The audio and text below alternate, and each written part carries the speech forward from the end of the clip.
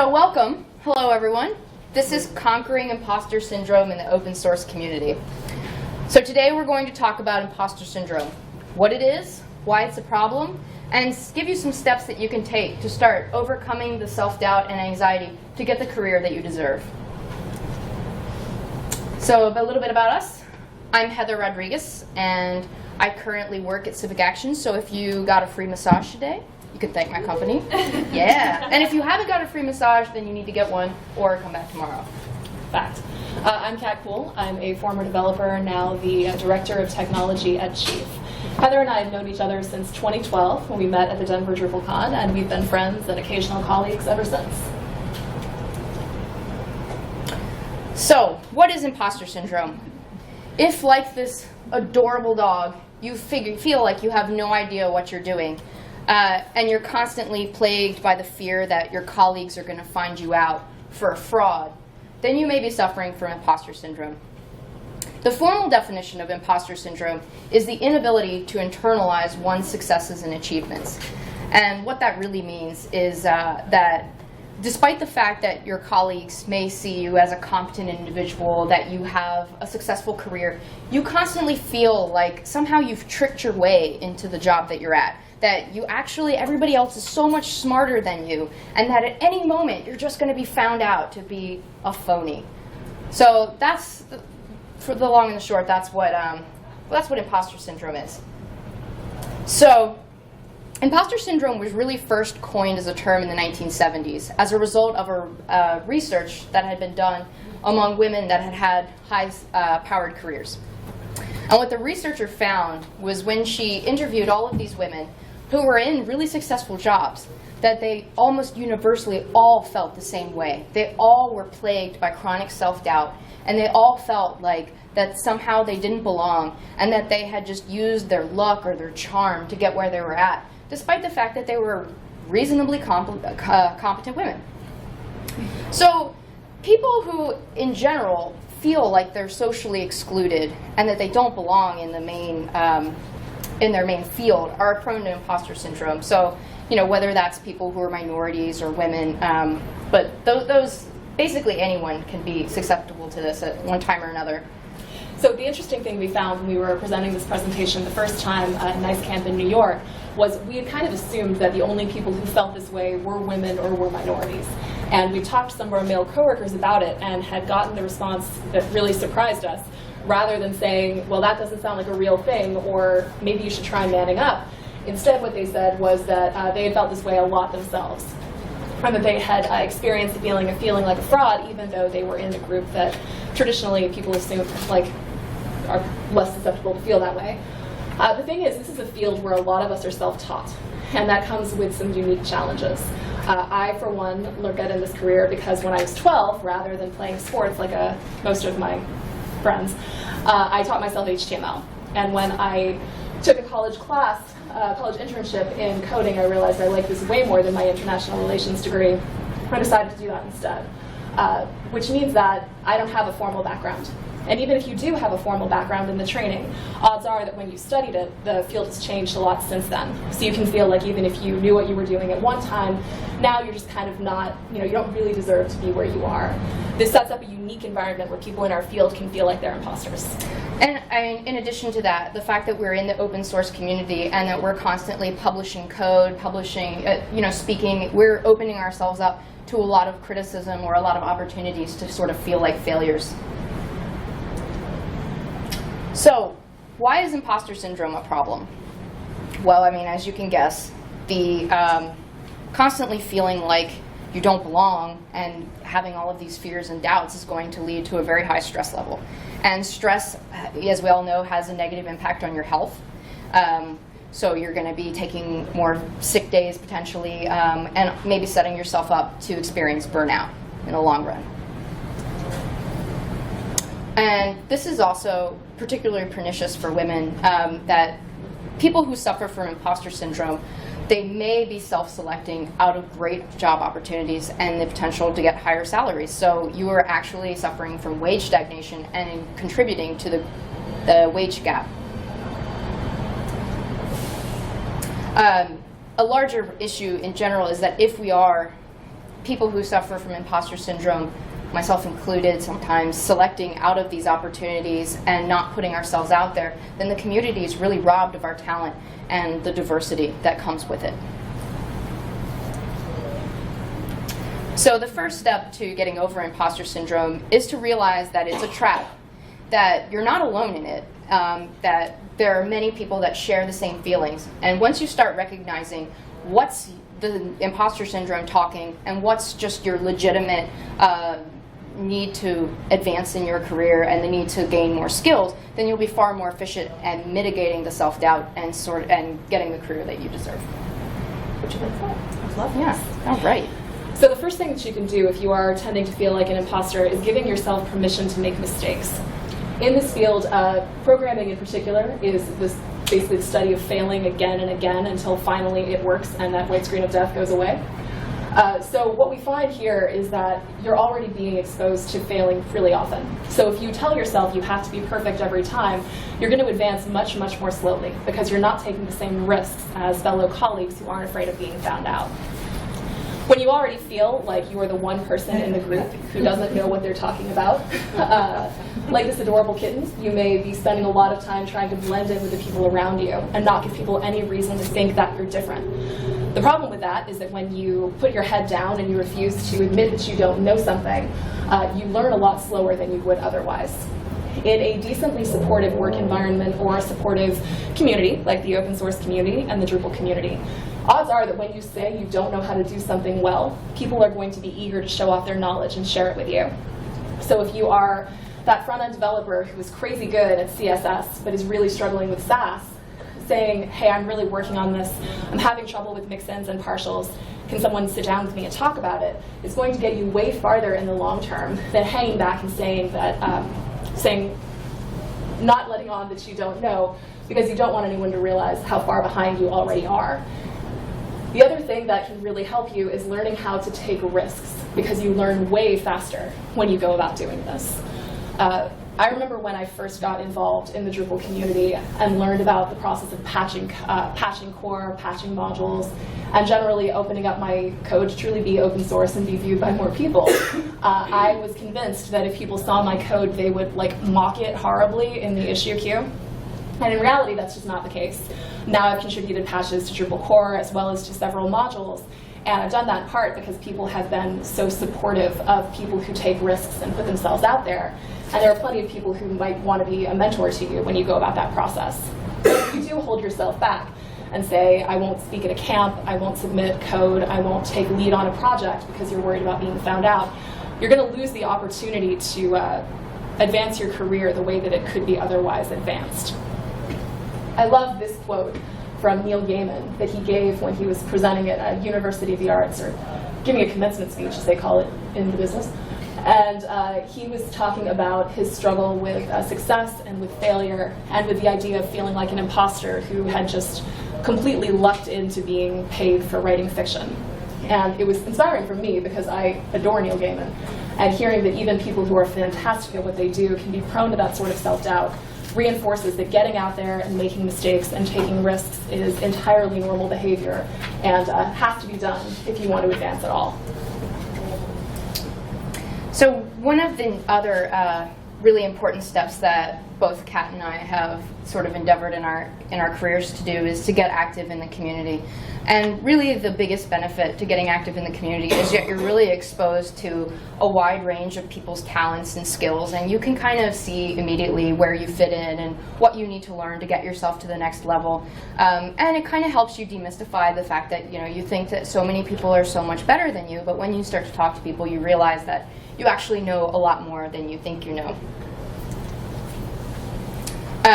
Another really important aspect, so once you're active in the community and you start meeting like-minded individuals, you can set about to building or finding your support network.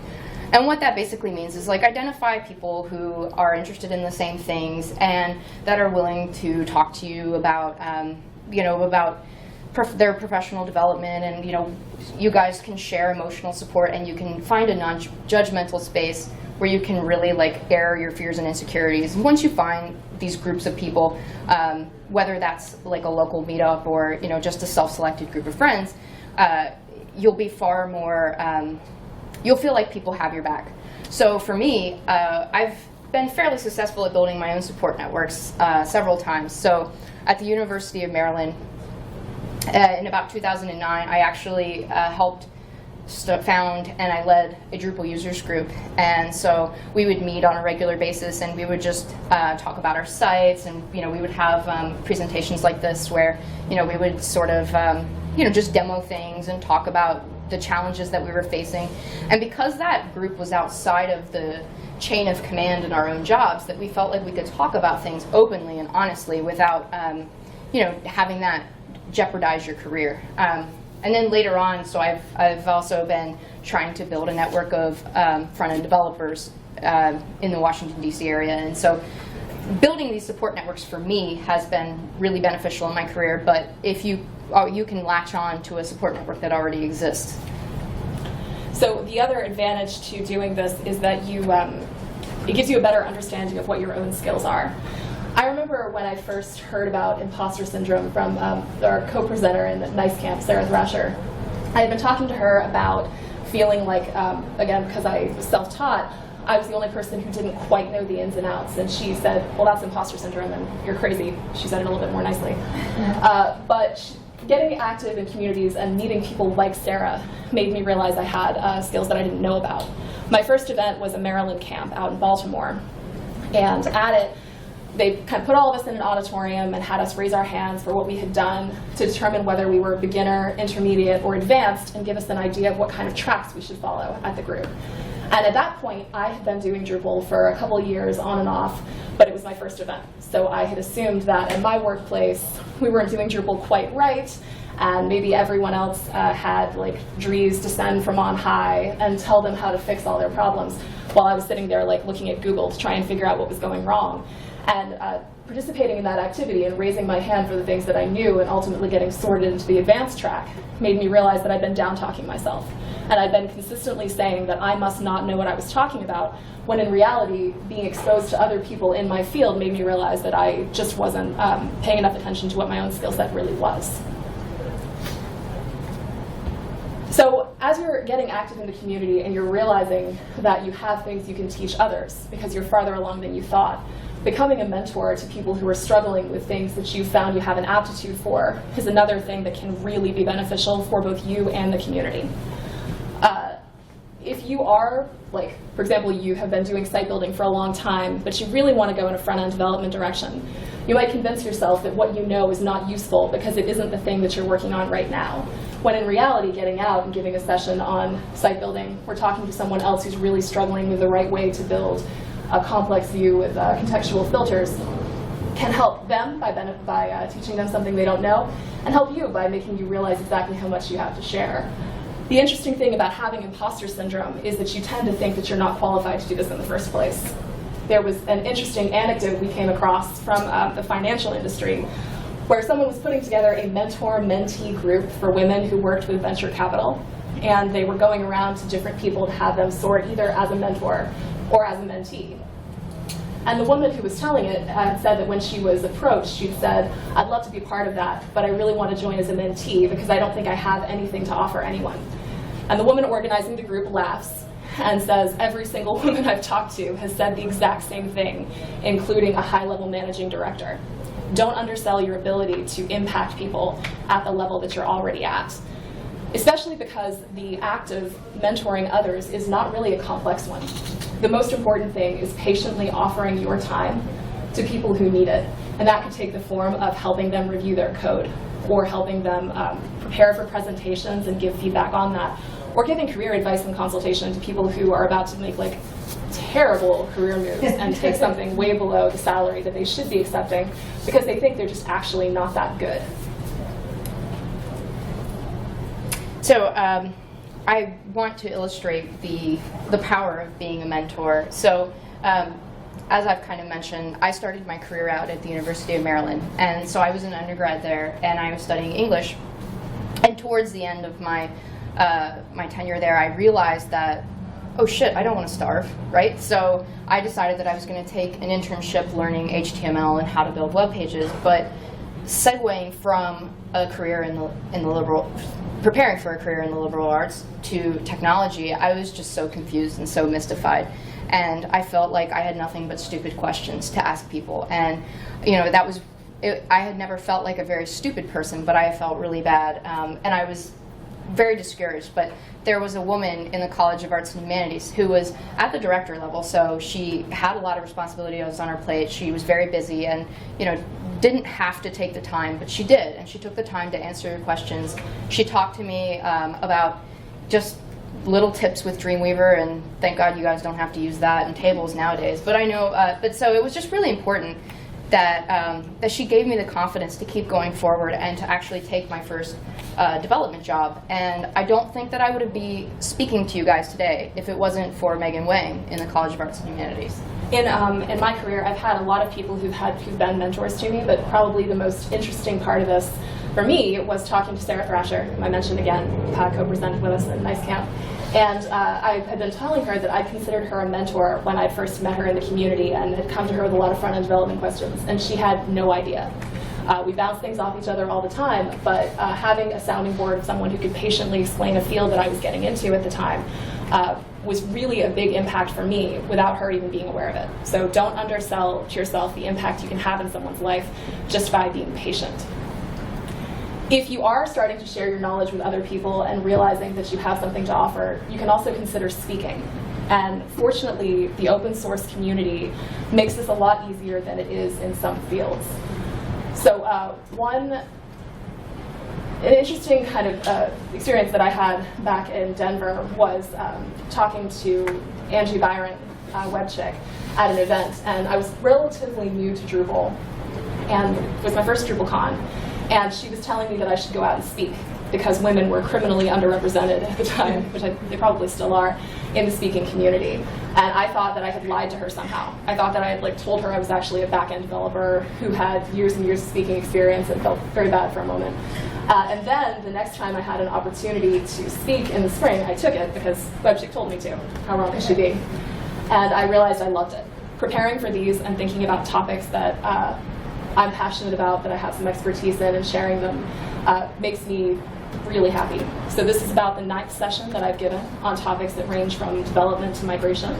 And the important thing to remember is that if you want to do it, you can, as long as you prepare and you have an audience who benefits from what you're talking about. But it's really easy to undersell the importance of what you want to talk about and not focus on finding your own spin on it. So last year at Bad Camp, Heather had spoken about SAS and doing an introduction to it and the things that you should know if you want to tackle this. And it's a topic that's been done before. SAS is not, there's not only one SAS presentation out there that she magically found, but getting to do that, she got the feedback that people had only understood it when they heard her speak about it. So knowing that different people are going to be impacted by you in the open source community, and that you're going to bring something to it that no one has heard before, can be really good to know while you start kind of feeling like you're too much of an imposter to ever tackle something like this. The last and most important is reminding yourself that feedback will make your first presentation stronger. So if you feel like you're not capable of getting out there and contributing your voice to the community, you should keep in mind that you can talk to others about the topic you're choosing to see if it has legs, and that putting your session proposal together will immediately demonstrate to you whether or not people are going to have interest at the event. Because generally speaking, they won't accept it if it's a topic that doesn't have that interest. So the final step, which is absolutely critical, is that you must at some point take responsibility and own your career. And what I mean by that is that only you can really decide what direction your career is going to progress in. Nobody else is going to do that for you. So the first step is decide what you want. So decide what are you good at, what are your skills, what are you interested in, and then do some research about what does that look like? Where is the area that I should live in to get the job that I want? What are the salary expectations for the job that I want? And then really set yourself up not only for the job that you want to take now, but the job that you want to take after the job that you take now. This can be really challenging if you do already feel like an imposter, because I talk to a lot of people who say, I'm really miserable and my boss is taking horrible advantage of me and I'm working crazy hours, but I'm never going to get another job, so I have to put up with it, which is insane. knowing that you can make career moves makes you less desperate and makes what you do more calculated. So doing your research is really essential here. If you just take that hard look in the mirror and do that soul searching and realize that what you really want is to move up at your current job, you have some steps ahead of you that can position you for strategic success there. One of them is telling your boss what skills you want to grow. When I was a developer, and before that when I was a web producer, I thought that if my boss saw me in a certain light, if they thought that I would be a good candidate to move up or a good candidate to do management or to do more advanced development, they would approach me and tell me that, which is silly. You're the only person who can drive your career, and your boss is only going to know what you want to do if you do them the courtesy of telling them. So now as a manager, I encourage people to talk to me about this so that I can help them plan their career in the way they want it to unfold. But you have to take the responsibility for saying, I've decided that I no longer want to be a developer. I want to move in a UX direction. Or I'm in UX now and I really want to get into front-end development. Or I'd be a great candidate for a back-end developer. But you might also decide that you just want to move vertically, that you've been doing what you've been doing for a long time and you want that senior role and just end up sitting there waiting for your boss to give it to you. In these cases, it helps to know the responsibilities and the job description of the role you want to take and to start pursuing them. So if, for example, at Chief, our senior developers are more involved in code reviews, and they take more responsibility for onboarding and mentoring new developers to get them in the flow of this, and for doing internal presentations on the team about certain topics that they can help others learn from, like doing linting with Grunt to make your code cleaner. So someone who wants to move into a senior development direction would be wise to come to me and say, hey, I want to help onboard new people. I'd like to give some presentations about these topics that I've been working on, and generally take more of the steps toward that senior role, rather than saying, hey dude, I want that. Can you give me that? Can I just be promoted? It really helps if you take control of this conversation with your boss and lay out what you need based on what the other roles are. But sometimes, when you're seeing the other job descriptions and you're looking at the senior developer one, for example, you might say, I've already done all of this.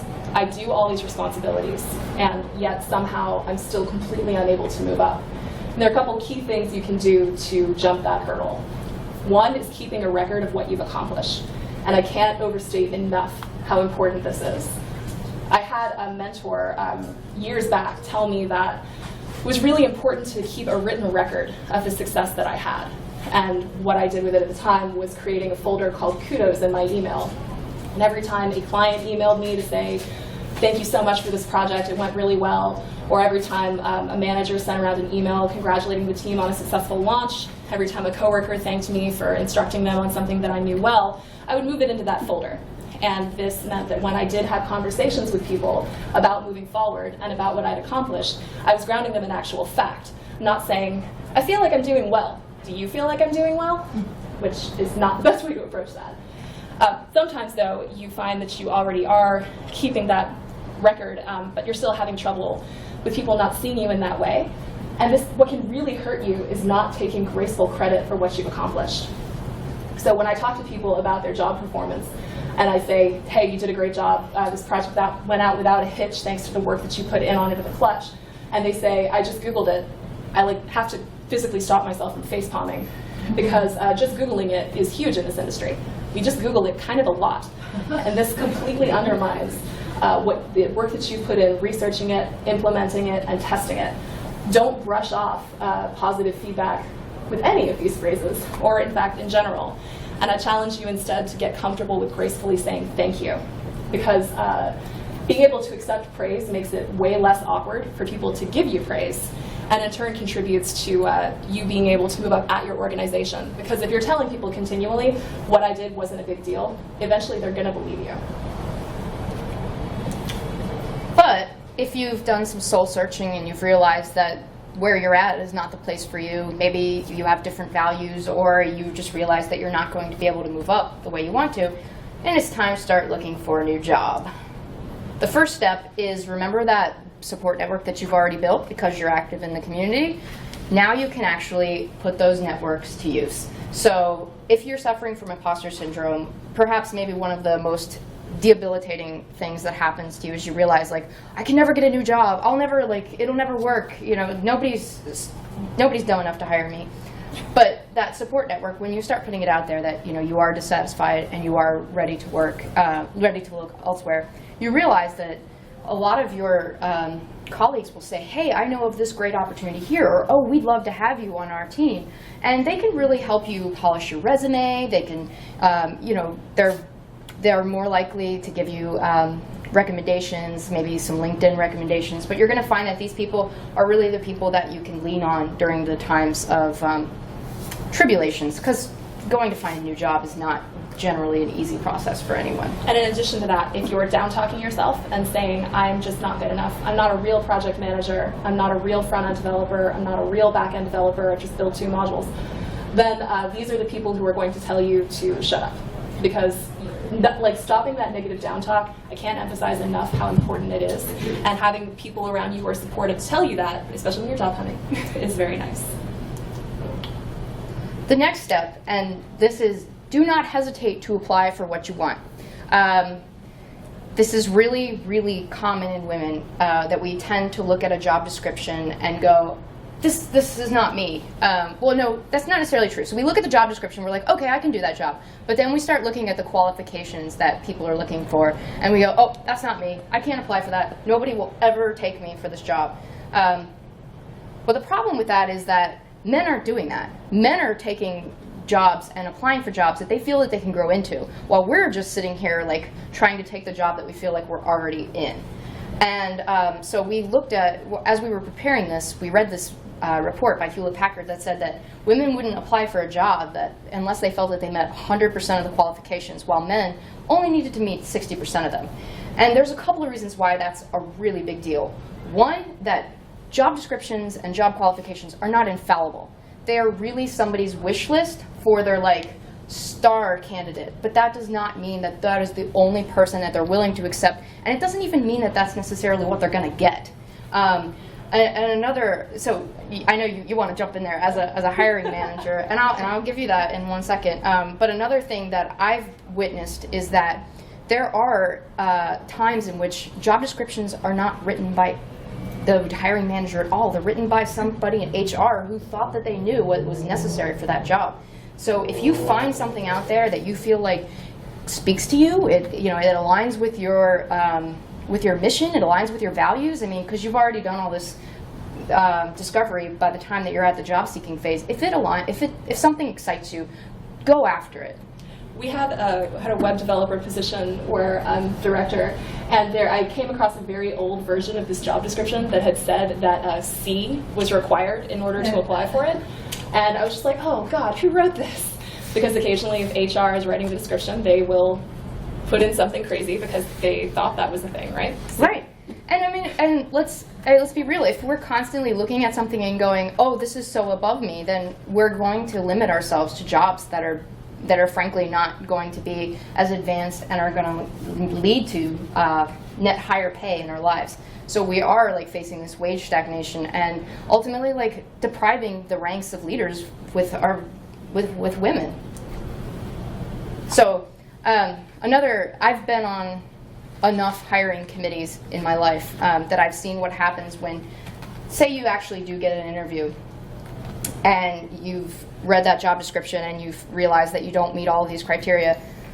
I do not walk into the interview and spend your time saying, well, I mean, I don't know Angular, and I don't know Ember, I don't know this, or, and because the reality is that you have maybe an hour to really impress these people and talk about what you know and why you're a good fit. Why would you waste that valuable time talking about all of the things that you don't know? When I'm interviewing people, there are 2 key areas that I see them shoot themselves in the foot constantly. And one is qualifying that they don't know something because they're not a master at it. So when I ask someone whether or not they know Git, there's something that breaks along gender lines. And I'll reinforce that not only women can have imposter syndrome, but it does tend to affect them disproportionately. When I ask people whether or not they know Git, if they are a man, they tend to say yes. It's very short, it's very sweet. If I want to know more, I can pry. If I ask women if they know Git, they tend to say, well, I don't know it that well. I mean, I can push and I can pull and I can commit. And I'm like, okay, I think you're going to be fine here.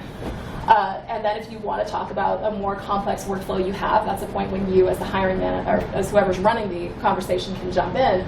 But when you as an interviewee start volunteering everything that you don't know how to do, or putting limits around what you do know how to do, you do this because you're afraid that someone's going to call you on it. And someone's going to say, hang on, look, I thought you said you knew Git, and we have this really crazy merge conflict. I don't understand why you can't unsnarl it.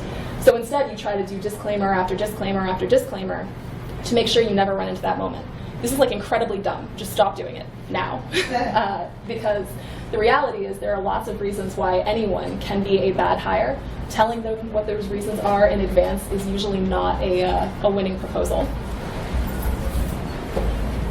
When you are, especially if you're struggling with imposter syndrome, you have to know why you're a great hire, and you have to walk into the interview ready to tell that story. This is really hard if you feel like you're not a great hire.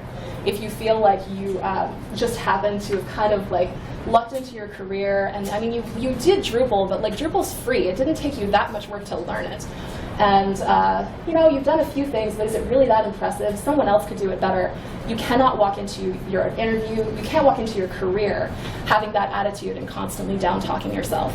So instead, if you are fantastically organized and you contribute to the QA of the projects that you touch, or if while we haven't figured out all of the front-end technologies, because no one in the world has, you have really demonstrated an ability to learn on the job time and time again. Or if you're just getting into back-end development, but you have a string of small successes under your belt that are going to set you up, don't spend your time talking about the fact that you are not, you're not someone who has been like contributing to Drupal core for the last 2 years. Set it up knowing what your value proposition is. And if you have, then spending your time giving yourself permission to make mistakes, getting active in the community by speaking, being a mentor, and generally attending events. And if you have owned your career by figuring out what you want and setting yourself up for success, it shouldn't be that hard to figure out what it is that you're going to contribute. The good news is you have a really supportive open source community that can help you find these things. So thank you guys so much for coming, and now we have plenty of time for questions.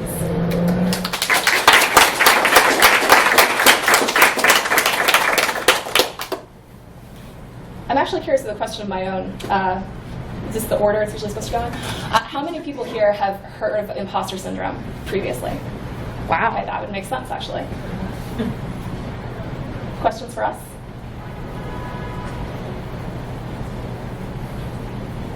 Come on, guys. I know it's like I know it's late in the day, but let's rally. I don't have a question. Just a comment, contribution, addition.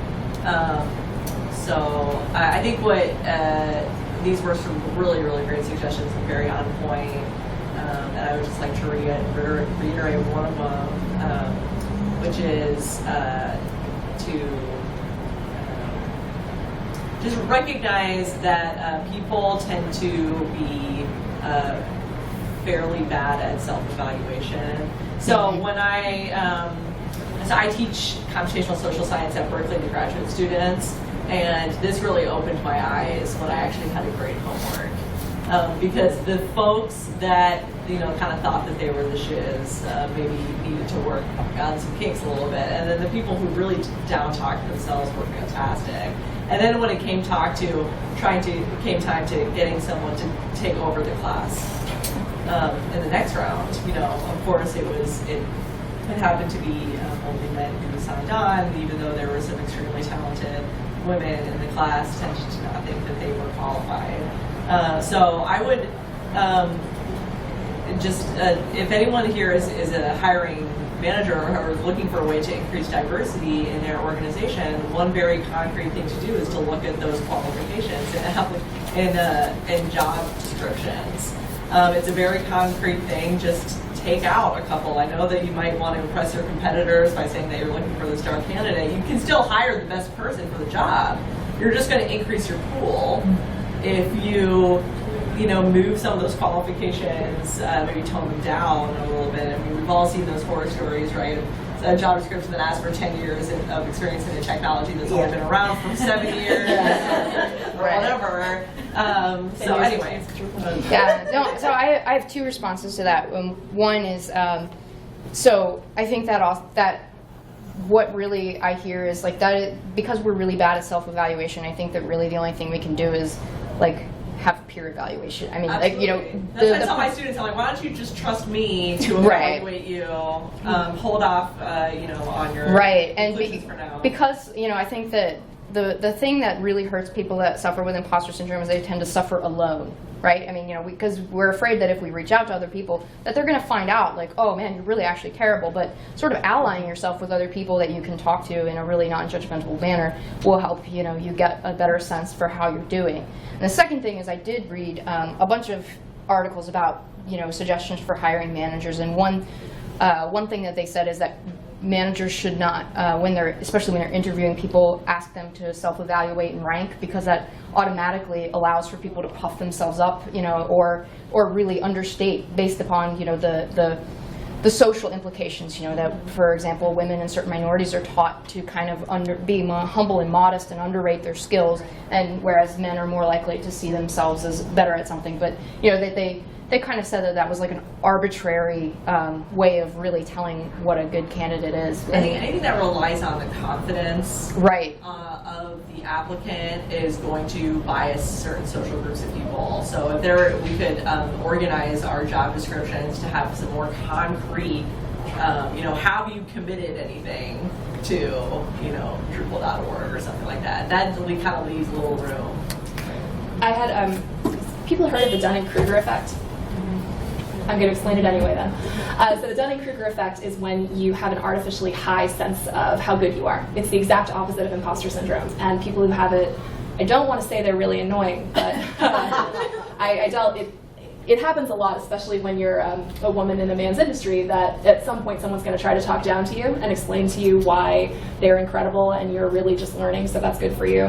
And I think that one of the best things for people who really do down-talk themselves is encountering this personality. Because when you're talking to someone who says, my favorite was that I got an earful from someone about how we needed to install a server-side framework before we could do site building, and I eventually realized they meant installing Drupal.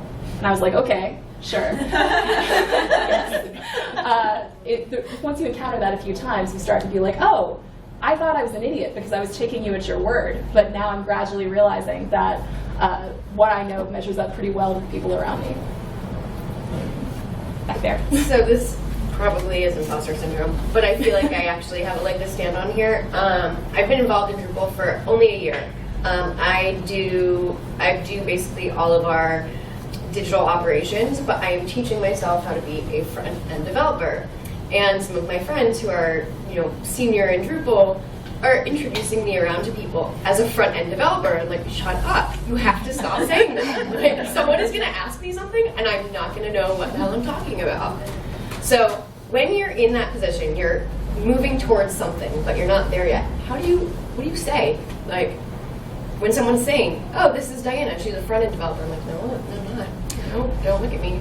I mean, I would, depending on the context, I mean, are you in front of somebody who's trying to hire you, or are you just in front of like a group of friends? I mean, I think that it's, I would caution you not to like immediately disclaim, no, I'm not a front-end developer. I mean, because I think if you're saying like, if you're telling people that you want to learn front-end development and, you know, you're really interested in it, I mean, establishing that that's where your interests lie are going to help you to identify other people who are also interested in it. And I mean, there are people that want to talk to you and that will like help get you along in what you're doing.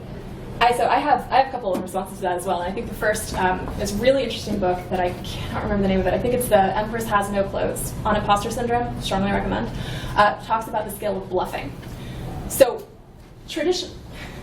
I hate it when I say highly sexist things, so I'm going to just disclaim the hell out of this. Again, it can affect men and women. But traditionally, men tend to be better at bluffing, at saying, yeah, I'm a front-end developer. Sup. And women tend to be more likely to say, oh my god, what if someone asks a question? If you meet someone at a Drupal event and you say, hey, I'm a front-end developer, and they respond with, what's your favorite pre-process function? You're dealing with crazy people. Typically, people are going to say, oh, that's awesome, what have you been doing, what do you like about front-end? And you feel like you can't take that credit because you have the anxiety of being an imposter and being found out. Can I go back to the kitten slide? And there's nothing wrong with being a beginner. I think that Yeah. we all have to accept that, hey, it's cool to be a beginner. So I wouldn't go in and say, yeah, no, I'm absolutely phenomenal at this and puff yourself up, but I also would get comfortable with saying, yeah, I'm really excited to learn more about front end. I've been loving the community here. What kind of resources helped you? And take control in that way. Does that help?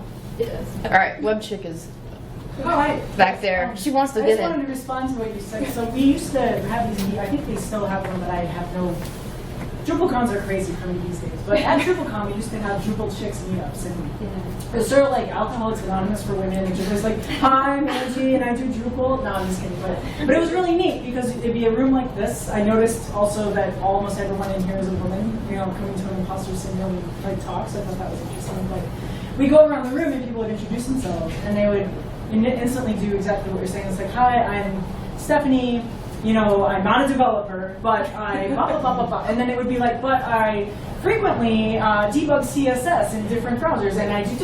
And I'm like, no, that is totally a developer. And I write like, I'm PHP sorry. code to call stuff from like, yeah, I get it. Yeah, and so I would caution you to just like really think about it, because I can guarantee you, like the Dunning-Kruger effect or whatever, it's like people think the two hardest problems in computer science are naming things and off by one errors or whatever, but it's really imposter syndrome and Dunning-Kruger, because someone with Dunning-Kruger is going to say, I have 1 year's experience with this thing and I am an expert. And so they will puff themselves up in their resume and say, like, I can do this backwards and forwards. So just be cognizant of the fact that other people are puffing themselves up with the exact same experience that you have. So please don't discount what you have. And it is very common. It's extremely common too, because you know you're smart, so you recognize that your skills are here and they could be there, right? And so you're seeing that and you're reflecting on yourself. But yeah, I just want to emphasize, like, no matter where you are, you know more than someone else. Like the installed Drupal forums has like 2,500,000 posts of people who can't even get Drupal installed. So if you are doing Drupal, more. Exactly. If you think it's really inappropriate for me to interrupt Savino and say, no, don't tell her that I'm a front-end developer. No. Yeah. You can interrupt Savino as much as you'd like. So yeah, you had a question up here. I think. It was No, actually okay. more of a comment. Okay. So, yeah, no, everything that's being said is like really resonating. And what I wanted to add was the part where you were talking about taking on a new job that, you know, like limiting yourself to jobs that only the jobs you feel you're qualified for. So yes, there's the sort of self-imposed pay detriment there. There's like everything you said, and I've done it. So what I also figured out is that from my own experience is just that the last job I underestimated my capabilities, took the job. Within a year, I was bored, angry, very, like, I felt trapped. I felt upset that I wasn't getting challenged. I mean, it was horrible. And then, of course, I wasn't very much fun to be around at that point. So there's all these other risks as well. I mean, it's just not going to work it doesn't work for a whole variety of reasons. Absolutely. And so then, yeah, it's just, yeah. So, and I do have a question, actually. So, you know, for those of us that are independent, like, what are some ways to help? Because I find that getting those networks together and like the interactions and everything is much harder when you're an independent developer. Do you mean like freelancing? Yeah. I would first suggest that like you look at your geographic area and find your local Drupal meetup group. You find your women in tech meetup group. You find, do you have Slack? I mean, install Slack. There are a bunch of virtual communities that you can join. There are, you're here at Bad Camp, talk to these people, you know, go to the main hall and, you know, meet people. And, you know, it's hard because I think that, you know, our natural tendency is, especially if you're suffering from imposter syndrome, you're like, don't let anybody find out, you know, what a fake I am. But just, you know, more often than not, people are just people.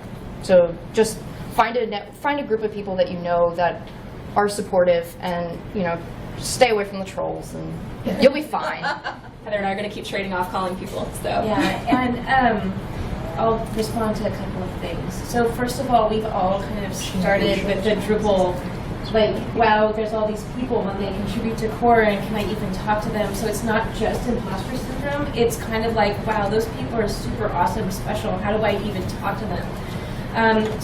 But everybody really in the Drupal community is pretty open and willing to meet up. So if you're looking at front end, it's like, oh, here, you should totally meet Morgan. He's awesome because he's like front end guy. That's great because it gives you that mentor and a personal relationship with them. So yes, Drupal is good for that, and it does. And those who have gone through it, like Kristen and I, we have taken a long time to start to get to know people, but we recognize that it does take a while, so we try to introduce people to each other. So all the noobs and stuff, yes, please come up and talk to all the people at all the desks and at the core tables.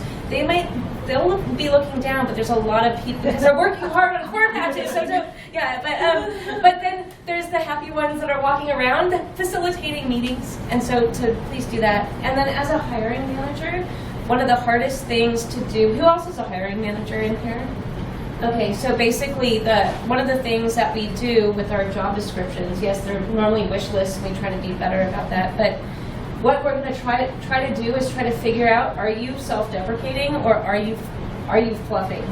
And you want data, right? And so especially it's nice in the community because you can say, oh, I've given a talk or I've done these projects. So it's very important to have tangible things that you've done because then it makes you feel better, right? Because you could say, I have my kudos, not only the kudos what others have said, like, hey, you did this well, but I've done these projects, I've gone to these camps, because when you see that, you are actively actually doing something, and just doing something and showing up is half the battle sometimes. So make sure you do have a list of those, and then it does help figure out where you're bluffing or not. So.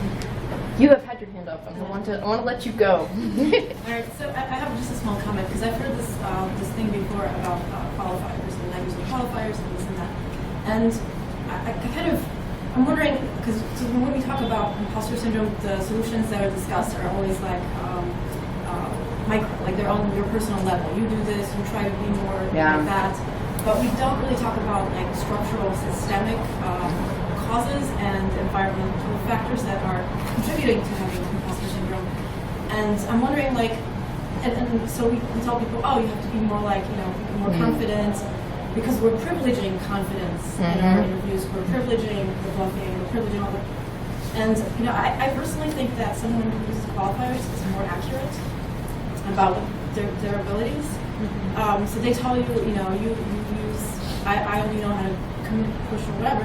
But that's kind of like them trying to be more accurate about their capabilities. So I'm wondering, how do we make that? How do we introduce that into our structures so that that kind of sort of behavior is actually not looked down upon? I think the most important part of that is actually we're at a unique place now where before women being active in technology, women speaking in technology was less of a thing than it is now. And so now we have more people who are speaking, more people who are managing, who have had these behaviors and recognize that they're not actually bad. That, like you said, it's trying to be accurate. And I think, unfortunately, the only way that you can affect that kind of change is having people move from being on the fringes to being more in the center of things. And fortunately, we're getting more there now. So, I know that my challenge when I'm interviewing candidates and when I'm writing job descriptions is actively thinking about how could I be turning people off, and then defending to people at other times when I formally talk to the team a lot more about hires than I do now. And it's because people hear others down talk, and they can assume that they should be down talking. So if people haven't spent a lot of time thinking about this topic, and you have a relatively limited swath of people making hiring decisions, then when someone says, oh, I only know how to do the following things, it gets very bad very quickly. So I think that you're right that it has to be something more structural, because if you're just telling people constantly, change your behavior, change who you are, change how you approach challenges, the people who hear you are going to be fortunate. But the people who don't happen to come to talks like these are going to have no idea about what they should be doing to improve the situation. So I'd agree, it has to be structural change. I just want to honest. I struggled a lot with this in preparing this presentation too, because I don't want you to walk away and feel like the entire burden of conquering imposter syndrome is on you. I mean, it really is on us as a society.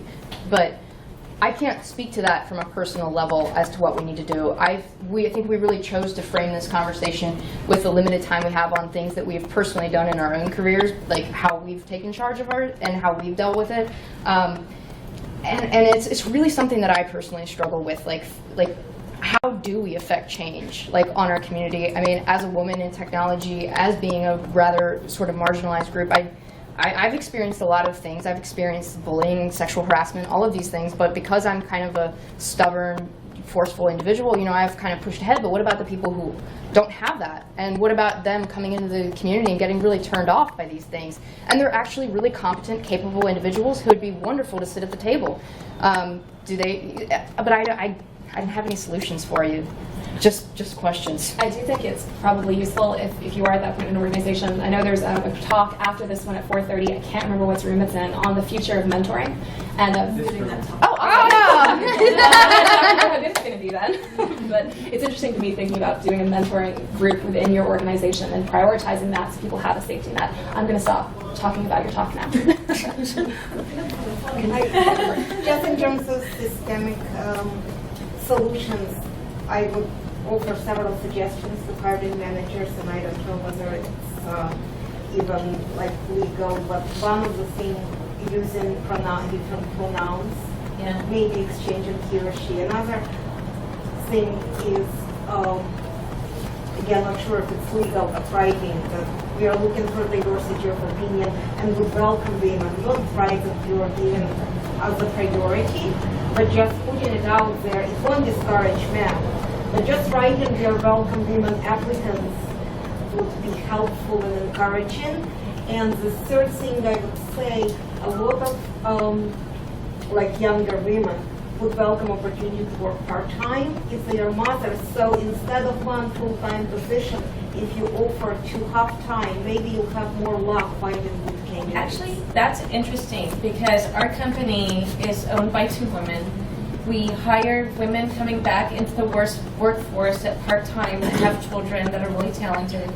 A lot of companies will say that they are looking for minorities and women, and also they'll go to minority and women-based certification places and stuff to make sure that they can find candidates. And then I've been seeing some people that are actually more like gender neutral focus will start saying the candidate instead of like he, she. So I mean, there are a lot of things that are actually like the industry is moving. It's nice, Even writing he or she would be more welcoming than even the candidate. Oh, right. Because men will likely to see themselves as candidates. We probably have time for one more question, but we have people who also want that room. Last one. I was gonna ask if people have seen overcompensation happen, or is that? It's a really question, but I was going to ask. I've heard. I don't know if this happens a lot in tech, but it certainly happens a lot in academia, where I hear on a regular basis, "Oh, you'll be great finding a career because you're a woman. And they're looking for women," and I want to murder. I just was wondering, like, how, if you had any suggestion for like a canned response. So I tend to be, I don't want to say aggressive, but definitely assertive. So I think my response would tend to be, I think I'll be okay finding a career because I'm good at what I do. Again, whether or not you're that confrontational may be up to you, but just taking gender out of it. If you're not competent and you're a woman, you're not going to get a job. If you're not competent and you're a man and your incompetence is clear, you're not going to get a job. But learning how to trust that you are competent, I think, is the important part.